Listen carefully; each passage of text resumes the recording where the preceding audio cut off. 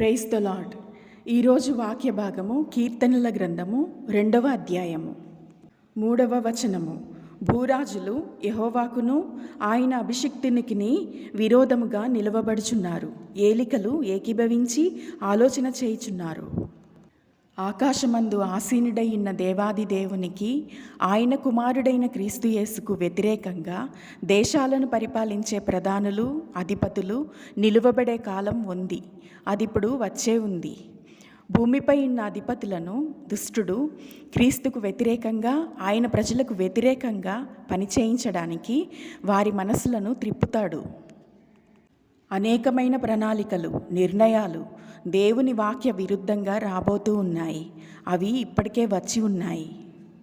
అయితే 4వ వచనంలో ఆకాశమందు ఆసీనుడైన వాడు వారిని చూచి నవ్వుతున్నాడని తెలియపరుస్తుంది.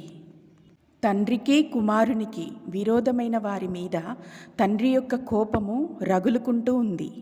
8-9 వచనాలలో క్రీస్తుకు జనములను తండ్రి అయిన దేవుడు స్వాస్థ్యముగా ఇచ్చాడని, బూది గంతములను ఆయనకు సొత్తుగా ఇవ్వబడిందని పరిశుద్ధాత్మ దేవుడు తెలియజేస్తూ ఉన్నాడు.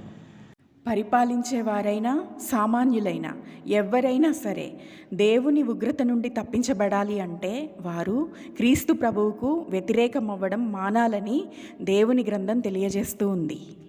10వ వచనం నుండి, కాబట్టి రాజులారా వివేకులయ్యుండుడి, భూపతులారా బోధనందుడి, భయభక్తులు కలిగి యెహోవాను సేవించుడి, గడగడ వణుకుచు సంతోషించుడి. ఆయన కోపము త్వరగా రగులుకొనును, కుమారుని ముద్దు పెట్టుకొనుడి, లేని ఎడల ఆయన కోపించును. ఈ వాక్యం చదువుతున్నప్పుడు మనకు ఇలా అనిపిస్తుంది, దేవుడు తనను ప్రేమించకపోతే, తనను ఒప్పుకోకపోతే, ఆయనకు వ్యతిరేకమైపోతే మాత్రం బలహీనులైన మనుషుల మీద ఆయన కోపపడవచ్చా? ఎందుకు ఆయన ఈ విషయంలో క్షమించడు? మనుషులమైన మనపై ఆయన ఉగ్రత ఎందుకు అనే అనుమానాలు మనకు తప్పకుండా వస్తాయి. దేవుని ఉగ్రత ఆయనను దేవునిగా ఒప్పుకోని వారి మీదకు రాబోవడం న్యాయమే. ఎందుకంటే ఆయన మనకు మనుషుల యొక్క సృష్టికర్తగా మాత్రమే లేడు, కానీ మనకు ఆయన తండ్రిగా ఉన్నాడు.